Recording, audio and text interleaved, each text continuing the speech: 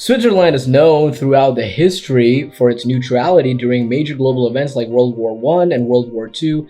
However, this time Switzerland decided to step down and side with Ukraine and is reportedly set to freeze Russian-owned crypto assets as the war continues in Ukraine. In this video, we will be talking about how the Swiss government acted up in favor of Ukraine and how this will affect both the Russian and global economies. But first, make sure to hit that like button and subscribe to our channel to get notified of all of our latest videos. Following Switzerland's response to Russia, the federal government stated that they are planning on seizing all Russian crypto assets inside its borders, including those held by both corporates and entities, and even individual millionaires and billionaires.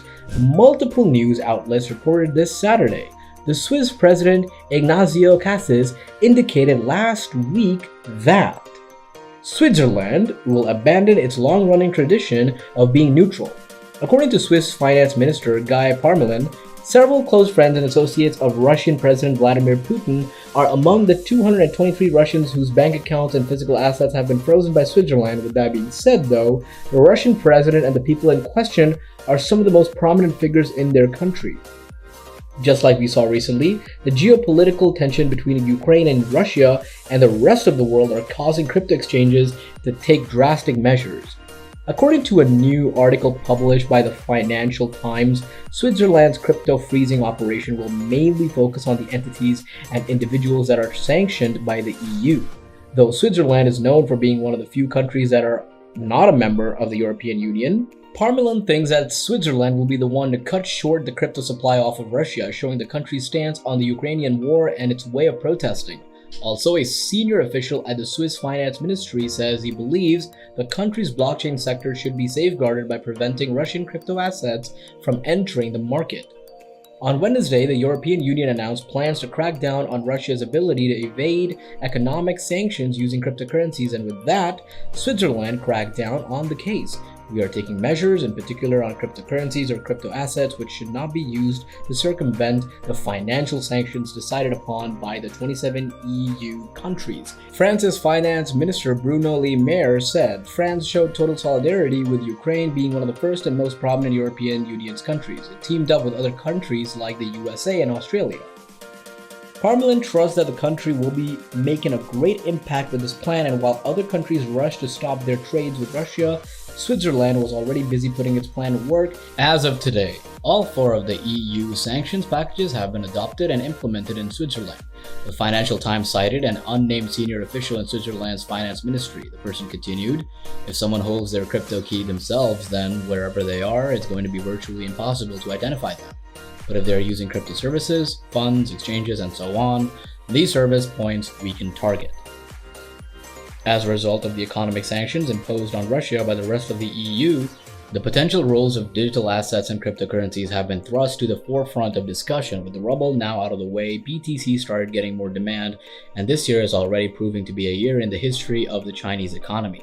With the digital yuan skyrocketing, proving to be amazing in value after the ruble currency crashed, highlighted by record exports and an unprecedented influx of foreign investment in the country's financial markets. Following these events, Bitcoin seemed to rise in demand with an important bullish signal on the horizon flashing. This shows that we can expect a massive price boom. At the moment of writing this article, BTC is trading in the red and the King coin is priced at $39,049. And it's only a matter of time before people start investing once again. According to the latest reports coming from the online publication The Daily Hodl, the popular crypto analyst Nicholas Merton is looking at one price model that suggests Bitcoin is oversold and ready for a sizable rally. After the ruble plunged to a record low of less than $0.01, and most global stock markets declined Monday after Western nations moved to block some Russian banks from a global payment system. Cryptocurrency was the go-to choice to a lot of Russians. Russia's invasion of Ukraine caused both its national and international markets to swing wildly, and we don't think that this will be stopping anytime soon, with the rest of the world boycotting any trading offers from Russia, and with that Switzerland has done, the ruble will come and keep on going down in value, given the vast potential economic impact, especially on inflation and energy supplies. However, Switzerland showed that no matter how threatening the situation, the country won't be moving an inch from its decision. It also seems like some more countries will follow the same steps, and as long as Russia keeps on going on with the war, their situation will become more dire, with the Russian central bank raising its key rate to 20% from 9.5% in a desperate attempt to shore up the plummeting ruble and prevent a run on banks. That brought a reprieve for the Russian currency, which bounced back to the level it was at last week, but only briefly.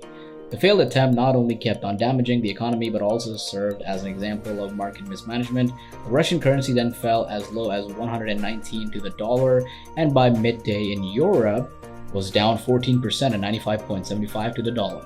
But this might still even get worse, and as soon as even more countries will start sharing the same opinion Switzerland has about Russia, they will do the same. But for now, we can't tell when this will happen because only time will tell. And you know what they say about time? One day you're on one side, the other day you're on another, and you don't know what's gonna happen.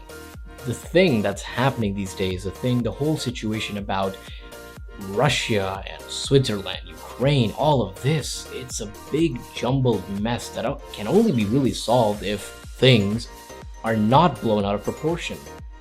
To be honest, if no one else will side with Switzerland, things could get ugly. Though, do keep in mind, Putin's order that Russian nuclear weapons stand at increased readiness to launch ratcheted up tensions with Europe and the United States and revived dormant fears from the Cold War era. Back to the plummet of the ruble, the currency plunged more than 30% after the move to block Russian banks from the SWIFT payments system.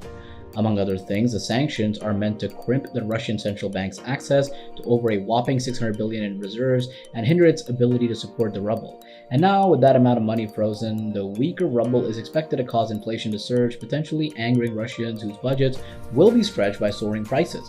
It will also add to strains across Russians' financial systems and might be a cause for it to stop the war due to the poor financial situation. At the moment, the ruble is in a state close to freefall. That's what Alex Kipsichevich of FX Pro said in a report. With Bitcoin overtaking Russia's ruble in terms of total value as the price surges just as the ruble goes into freefall. The Bitcoin price has added 20% since dropping the lows of under $35,000 per Bitcoin last week.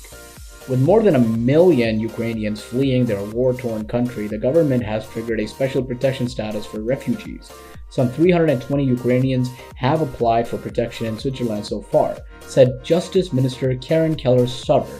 Exports of material that could boost Russia's military or technological capabilities are being particularly targeted in the sanctions. This includes technical assistance and financing of such exports. The export to Russia of certain goods and services in the oil sector is no longer permitted.